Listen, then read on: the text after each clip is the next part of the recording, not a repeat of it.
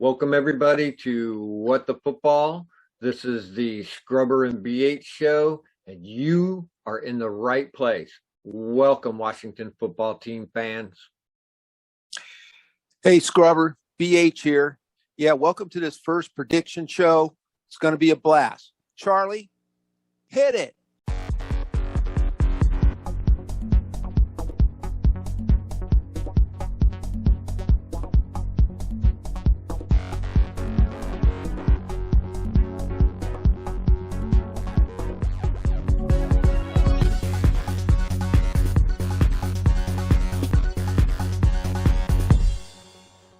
Welcome back, everybody. We got a great show for you today. This is our first prediction show. We're going to do all the segments. We don't have a lot to work with since it's the beginning of the season, but we got some great highlights to show you. We got a great coach's corner for you today. Of course, we're going to do our prediction. We got a little bit of film room stuff for you.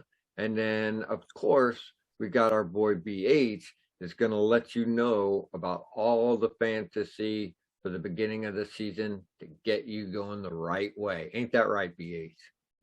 Yeah, that's right.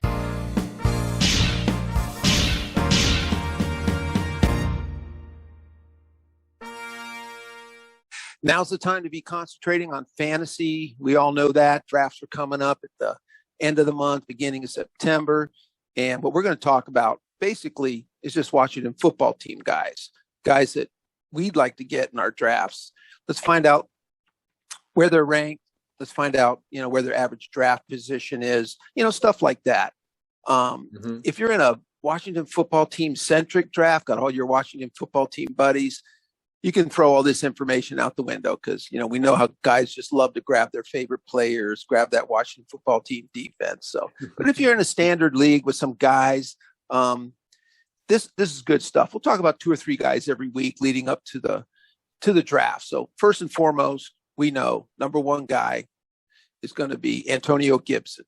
We're all going to want to grab that guy. Nice. As our number one. Yeah, as our number one running back for sure. Now we're going to use Yahoo rankings for this. There's lots of different places to go for rankings and stuff. It all changes. They're pretty middle of the road. They're a good place to start. Right now, he actually started about 2-3 weeks ago. Gibson was ranked 18th, which was the steal of the century. Well, they've adjusted it. He's down to the 13th ranking, which is pretty darn good. His average draft position is around 18. So you can wait on a guy like him and snag him and have your number 2 running back putting up number 1 running back numbers. I did a draft yesterday where he actually fell to 22. So just saying, for me, I got him as the number 9th ranked player overall. As a guy I'd grab at the turn in 10 and 12 team drafts, no problem. The only other strategy I would say with that is if you do want to wait a little bit, you can really go ahead and grab a guy like Tyreek Hill, get Devontae Adams, get a Travis Kelce first, and wait just after the turn. If you're down there at 8, 9, and 10, and you just want to gamble and wait, that's a great strategy because then you get your number 1 running back at the 11th, 12th, or even 13th position. So we'll keep an eye on it. We'll see how that goes. Now, of course, next is Scary Terry Mclaurin. We're seeing him at about a 24 ranking, which I actually think is about right. And nothing against Terry. There's so many good players in and around that area. But this is a guy, if it falls right to you, because his average draft position seems to be going at around 30. That's kind of where he's landing at a lot of drafts. If you want that running back strategy, if you like to do that, is a guy you can grab as your number 1. And I think he'll put number 1 numbers up. Won't be a high-end number 1, but he'd be a great guy. He'd be really consistent. So yeah, I think he's ranked just about where he should be, unlike Gibson, who I think is being undervalued. And finally, Logan Thomas had a great season last year. We're seeing him ranked about 94, going at 100. The tight end position in fantasy is a tough one. I'd grab Logan Thomas as a backup, maybe in the 12th or 13th, because he does fall that far sometime. Nothing against him. I just don't think he's going to hit those numbers like he did last year. He's a great all-around tight end. People forget what a great blocker he is. I think he was overutilized in that offense last year because they just flat out needed him. I don't think that's going to be the case this year. Like everything on this team, it's all about being balanced. I mean, they're going to want him in red zone in the, getting touchdowns, but they're going to use him a lot for inline blocking. I just don't think he's going to get the looks, but he's a great guy. If you want to wait on tight end, till beyond 8th round, you could pair him up later on with an Irv Smith, Robert Tonyan. If you're one of those guys, if you want to kind of use those guys together and kind of go back and forth with them, I think he's more of a solid football player than a solid fantasy guy.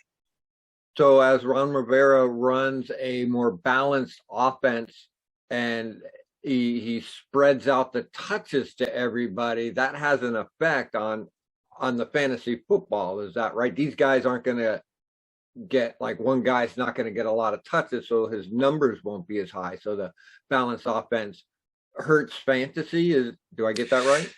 Yeah, sometimes. And also, yeah, it really does. I mean, if you got obviously a pass-centric offense, if you're Atlanta or Kansas City, you're and they're spread, they're passing like crazy. This team won't. So it kind of does kind of push the numbers. That's why I was specifically talking with Terry McLaurin as a great example, because, Terry's looked at as, like, let's say the number 10 wide receiver. That's a great ranking. Calvin Ridley. Now, Calvin Ridley's the number 4 wide receiver, right? Yeah. Now, flip those two guys. Let's say Terry McLaurin played in Atlanta last year opposite Julio. Let's say Ridley played last year for the Washington football team with no one else except for like poor Logan Thomas and a few other guys, and they were able to just double him up and stay like they do. Well, guess what? Well, then Terry McLaurin be the number 4 rated wide receiver and Ridley be the number 10. It's a perfect example of scheme and setup that sometimes, a lot of times, dictates how good a player can be, because Terry McLaurin is a bona fide star in this league. He's a stud, man. And we'll see him open up more, because having these other weapons come in, having a guy like Fitz who can move the ball downfield is from an NFL standpoint and from a fantasy standpoint, it's going to be great for him. Awesome. Very, very good. Great fantasy coverage there, dog. So next up, I'm going to cover some fundamentals.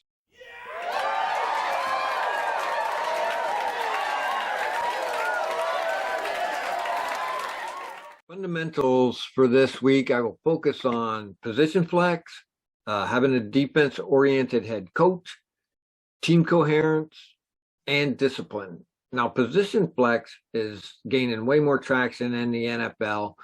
Players need to be able to go from position to position, being able to show a variety of packages to your opponents keeps them honest. And it seems practical to offer like an X receiver in the slot to give different looks, different nickel packages. Plus, linebackers are more and more got to do coverage. They're getting leaner. They're getting rangier. Same for corners and safeties. They got to compete for the jump ball. Ron's going to exploit all this to keep defenses from getting comfortable with his play calling. Plus, he spreads the ball around so everybody gets touches. And having Ron as a defensive-oriented head coach is the ideal coaching situation, in my opinion. Strong defenses means your offense doesn't have to score huge points to win. Plus, the defense is a little bit more in the front, and the offense is challenged to be more relevant, thus raising the entire playing level. This brings me to team coherence and discipline. Now, Ron and Fitzpatrick, they inspire both of them, one on each side of the ball. The defense-centric team elevates the entire team because, sure, your offense is already getting the headlines, and now your D is in the top 5. Everybody should be feeling good about their role in the system. Nice and even contributions from both sides of the ball to win games. From this feeling of team coherence, players will get a sense of recognizing their part, that running their assignment is paramount to victory. This takes discipline. And discipline is the glue by which this team is going to be held together. Yes, indeed.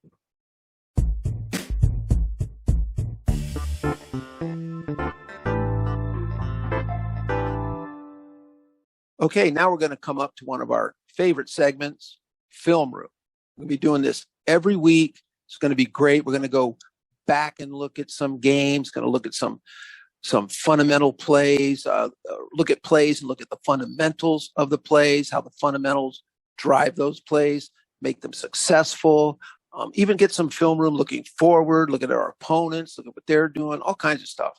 But for this week, not a lot going on. We're not going to go to last year's film. So we're going to do some training camp stuff, and Scrubbers put together some highlights for us to check out. A lot of good, young guys, Fitzmagic out there working it. So check it out. It's good stuff. That's right, BH. Roll it, Charlie.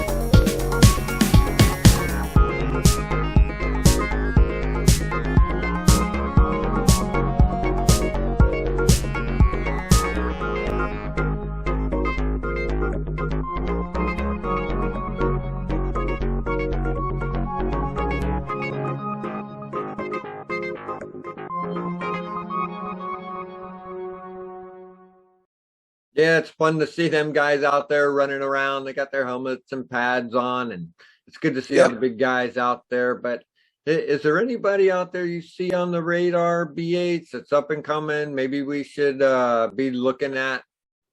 Yes, Scrubber, there's a couple of guys I'm kind of interested in. These are our undrafted free agents. Now we're going to get to see almost, I'm sure, everybody on Thursday night. That's going to be great. A lot of guys fighting for positions, trying to make this team. Two interesting guys. One, Sammy Reyes. He's part of the international player pathway. He's from Chile. He has played basketball. He played basketball at Tulane. And he is raw. He has never played football before. He's been working hard for the last year. He has incredible measurables, size, speed, strength. He's pretty formidable. He's really perfectly built for a tight end. He's quite a long shot, though. He's been working really hard. So I'm kind of excited to watch him play, probably maybe towards the very end of the game. So keep an eye out on him. Interesting story, to say the least. And then another guy who I really love, an undrafted guy who, a lot of people had going in the 5th or 6th round is Jarrett Patterson. Played at Buffalo. And he's a compact guy. I saw him listed at 5'8".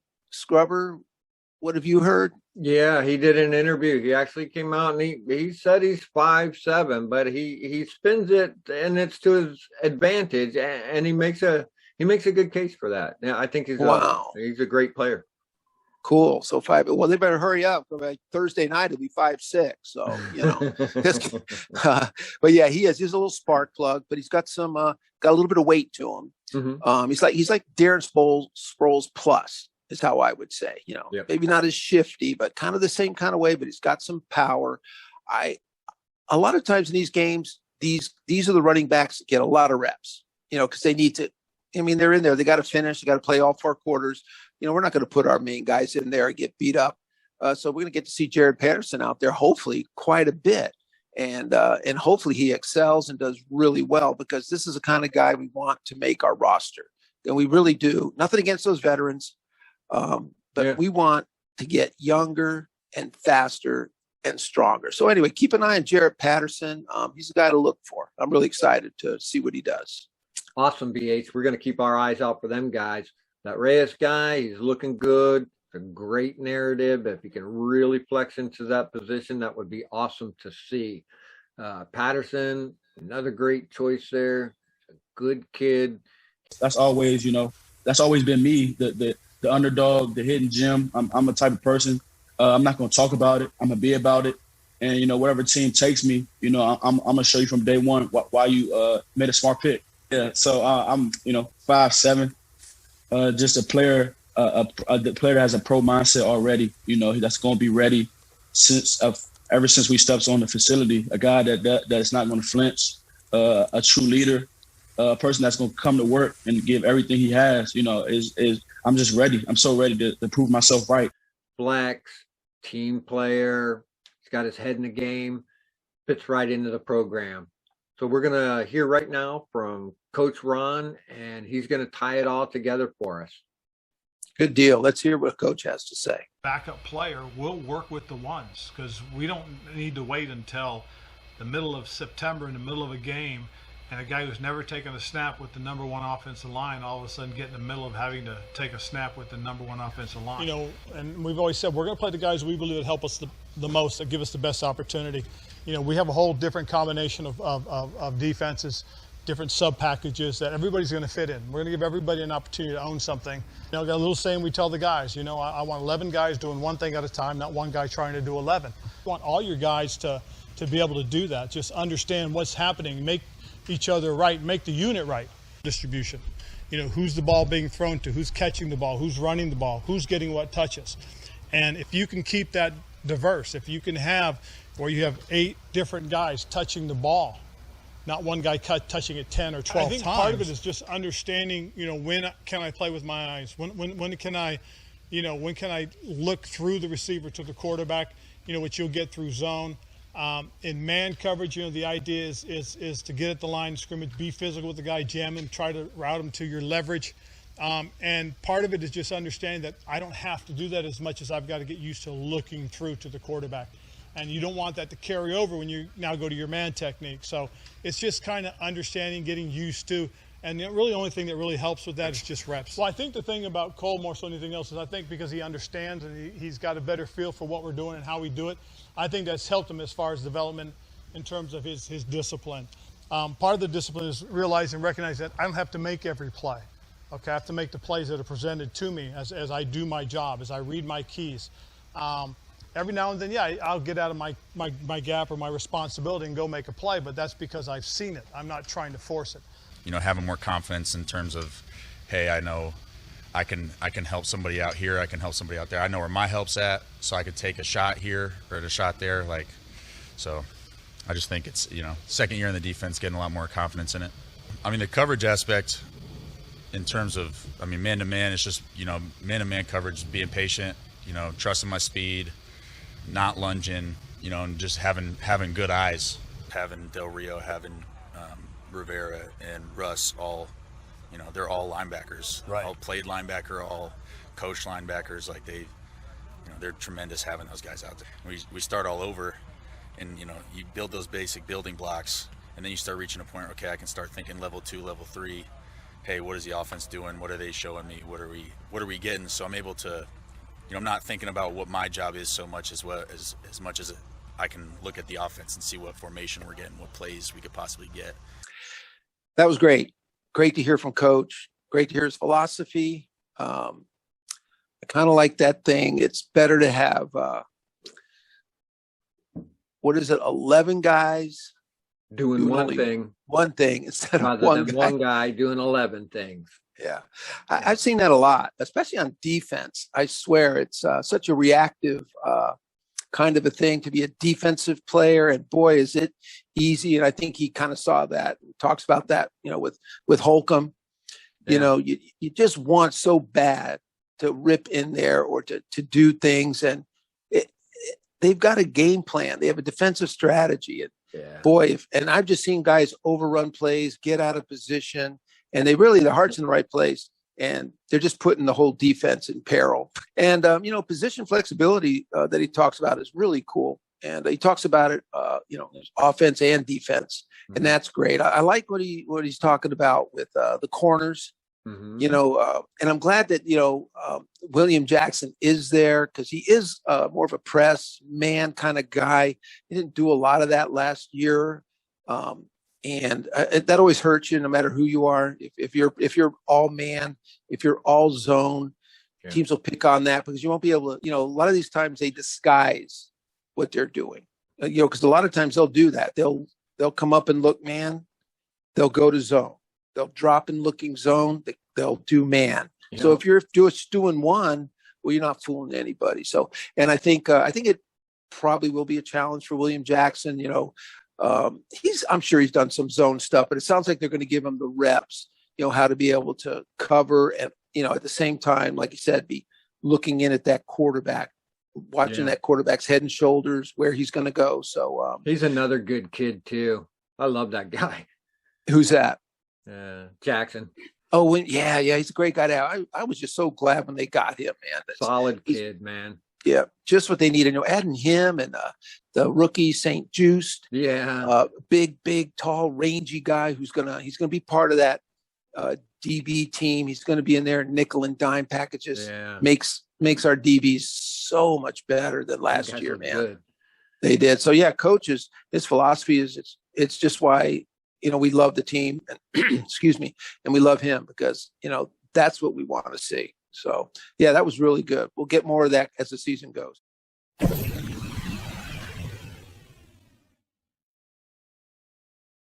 And now we're to the part of the show that you are all here for. This is the prediction segment. So I'm going to make my prediction. Knowing that it's the preseason and we don't really have a lot to work on here, my only real prediction, I think it's going to be low scoring. There's not going to be anybody stepping up too hard in this to score points. But, the Washington football team should pull this one out. I really believe it should be no problem for them. So I'm going to mark it as a win. There you go. Yeah, I kind of agree with what you're saying. And it is preseason. There's a slight advantage for New England playing at home, I guess. I think the Washington football team, though, I think the depth at quarterback is going to help them. I mean, they've got three solid guys. Yeah. There is a fourth guy, a young guy, Steve Montez. I think he was on the practice squad last year. They're going to give him a chance to play, but to always have a solid quarterback playing with second, third, fourth stringers, that it makes such a big deal for a team going into the third and fourth quarter where the play's not going to just tank when you've got some good quarterbacking. So I'm with you. That's a W for me too. So there you go, Scrubber. You got the W, I got the W. We're out of here. Wait a minute. This is a special show. We now have a third prediction through AI. Well, is that in the budget? It is in the budget. It's not the AI you're thinking, artificial intelligence. It's analog intelligence, and it only costs 25 cents. This quarter is going to make a win-loss prediction, and you and I are going to put our hard-thought brains up against this piece of metal. I'll let you call. Okay, man. Here we go. Okay, the heads, Washington football team wins. Tails, New England Patriots win. Give it a flip.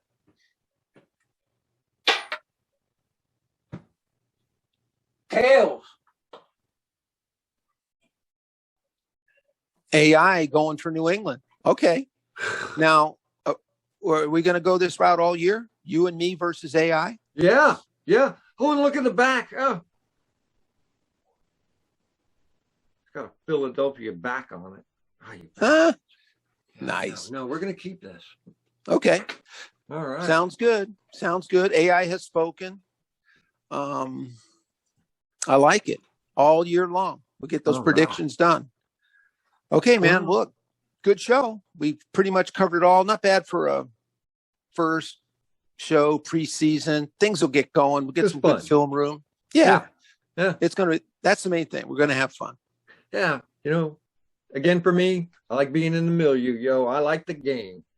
Yeah, that's what I like. And as soon as that gets here, I'm going to be a happy person. And so that actually is this Thursday.